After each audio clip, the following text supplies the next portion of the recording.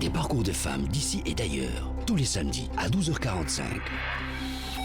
Elle, votre rendez-vous sur Radio 2M avec Nadia Anwar, en partenariat avec le comité Parité et Diversité de 2M. Voilà. Passionnée d'artisanat et de mode éthique, notre Elle d'aujourd'hui s'est lancée dans l'aventure entrepreneuriale dès son plus jeune âge en compagnie de son associé rencontré sur les bancs de l'école. Toutes deux ont eu l'ingénieuse idée de remettre au goût du jour les chutes textiles recyclées en Boucharouet en veillant à l'insertion et accompagnement des femmes artisanes de la région de Casablanca. J'ai le plaisir d'accueillir avec nous Fadwa Moussaïf, entrepreneur et cofondatrice d'Idir Design. Bonjour Fadwa et merci d'avoir accepté mon invitation. Merci beaucoup. Alors, racontez-nous votre histoire. Comment tout a commencé pour vous? Je ne sais pas si c'est un hasard ou lequel Dieu fait bien les choses parce qu'en fait, quand j'étais petite, j'étais très créative. J'écrivais des poésies, je dessinais énormément de castons, de sacs, de chaussures. Et mon rêve, c'est de travailler dans la mode où petit à petit, j'ai aussi développé un grand amour pour l'agriculture. Donc, je voulais être ingénieur agronome. Du coup, la biologie pour me rapprocher de ce que j'aimerais faire. Ou en rejoignant le club d'entrepreneuriat social, c'est la partie créative qui m'intéresse le plus. Après vos études, vous m'avez dit que vous avez intégré ce club d'entrepreneuriat social. Pendant les études, donc pendant ma première année d'études. D'accord. Qu'est-ce que vous y avez découvert? Quels ont été vos projets, vos objectifs, vos rencontres? Alors, j'ai découvert que en entrepreneuriat, on peut vraiment créer la différence en respectant les savoir-faire de la population qui s'intéresse à l'IA, en améliorant le mode de travail des gens.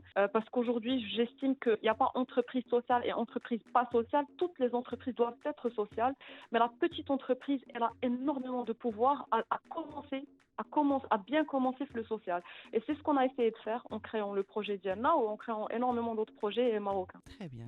Alors justement, vous dites on, c'est à ce moment-là que vous avez rencontré votre associé, votre partenaire? Exactement, elle était chef de projet d'Ixat and Actus du projet IDIR qui s'appelait à l'époque Bouchard, je me rappelle, c'était Bouchard au début. Rappelez son nom pour nos auditeurs, c'est Amel? C'est Amel Kenzari. Très bien. Et donc, quel a été le déclic pour votre rencontre et qu'est-ce que vous avez décidé de créer par la suite? Alors, au départ, Anna, j'ai rejoint le club. Je ne connaissais aucun projet qui était le club, mais j'ai entendu qu'il y avait un projet où il y a le design. Je suis partie, Anna ou Amal, on s'est connus, on a commencé à chercher des artisans de plus en plus, avec une équipe d'ailleurs. Et ensuite, on a commencé à chercher des sources de matières premières. Ça a commencé vraiment, avec des matières premières qui n'étaient absolument pas jolies, des créations qui étaient très très modestes. Que nos profs d'ailleurs achetaient de chez nous, je les salue parce qu'ils nous ont énormément encouragés et que on a découvert que c'est un vrai marché, qu'il existe des choses, qu'il existe un besoin réel la mode éthique ou la décoration éthique. Et alors vous avez commencé par le Boucharouet directement, vous parlez de plusieurs matériaux, quels ont été ces matériaux? Le Boucharouet qu'on a découvert grâce à des artisans parce que quand on a fait nos sorties de détection de besoins, ce qu'on a trouvé c'est que énormément de femmes maîtrisent le tissage de mère en fille ou ou les zones périurbaines, mais elles ramènent leur savoir-faire avec, bien sûr. Mais elles ne l'exploitent pas, vu que, elles travaillent énormément dessus, puis finalement, c'est vendu à des prix très dérisoires, donc elles ont arrêté de tisser. Et là, on a décidé d'agir. D'accord. C'est un marché conséquent ici au Maroc, notamment à Casablanca? Malheureusement, quand on a fait des recherches, on a trouvé que pas plus de 5% des chutes textiles sont récupérées et traitées de manière légale. Tout ce qui reste, c'est de manière illégale. Là, c'est incinéré, là, c'est jeté dans la mer. Ça crée une réelle pollution pour un pays où le textile est un secteur principal. Alors, vous lancez votre projet avec votre associé Amel. Donc, exactement. Quels ont été vos challenges, les obstacles que vous avez dû dépasser, vous avez pu rencontrer? Alors, là, au départ, on a lancé nos SARL quand on a eu besoin d'argent. Donc, il fallait postuler pour des prix et pour des incubateurs pour être financé. Là, on avait créé notre projet. Et moi, j'en avais aucune idée, sincèrement. Je savais pas qu'est-ce que je faisais. Je signais des papiers. Je savais pas que dans 5 ans, je devrais payer des impôts. Donc, vous avez dû chercher des capitaux pour financer ce projet? J'étais très jeune, j'avais peut-être 20 ans, où je ne savais même pas c'était quoi une entreprise. Quand je signais des papiers pour devenir entrepreneur, je ne savais même pas c'était quoi. Vous avez été accompagné par un incubateur? Oui, donc un incubateur, c'est le premier incubateur qu'on a eu, c'est M-Size, et eux, ils nous ont aidé à créer notre entreprise, et on l'a créée. On était encore étudiante, Amal Kharjat, Amal, ça c'était sa dernière année, mais moi j'étais encore étudiante, et c'était très difficile de faire les deux, sincèrement. Du coup, petit à petit, bdina, et c'est là où réellement la marque elle s'est lancée.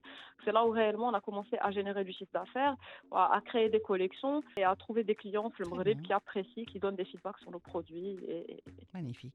Donc, en termes d'organisation, vous aviez votre propre équipe, votre propre local? Au départ, on travaillait de 3 artisans Fudjurhom. Donc chaque artisan a dans sa maison et j'étais Mhm. assez dispatchée, j'ai Mohamedia.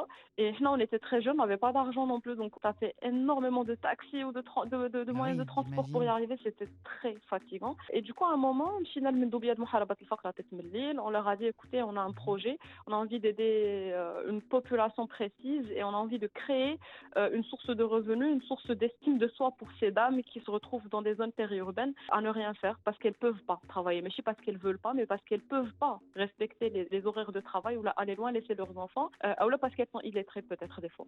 On a une association, Douar Ndoua, c'est Douar اللي تنخدموا فيه aujourd'hui. Mhm. Et Douar Ndoua, on a été accueillis par Association Salam qui a proposé de nous aider à trouver des artisanes, à gérer les formations des artisanes et à nous offrir ponctuellement leur couloir pour installer nos métiers à tisser et donner de l'espace de travail لهاد العيالات حتى نقدروا حنايا نوليو زعما خدامين مزيان pour commencer à payer une cotisation pour payer l'électricité, pour aménager l'association parce que c'est une association qui apprend aussi la pâtisserie, l'informatique et la couture là D'accord. Et par la suite, comment votre projet s'est étoffé? Vous avez maintenant une société qui s'appelle Idir. Oui, c'est notre marque, Idir. Voilà, votre marque Idir qui ne fait pas uniquement de la production. Ah, vous faites également tout un travail de sensibilisation culturelle, sociale, Exactement. environnementale. Racontez-nous. Exactement.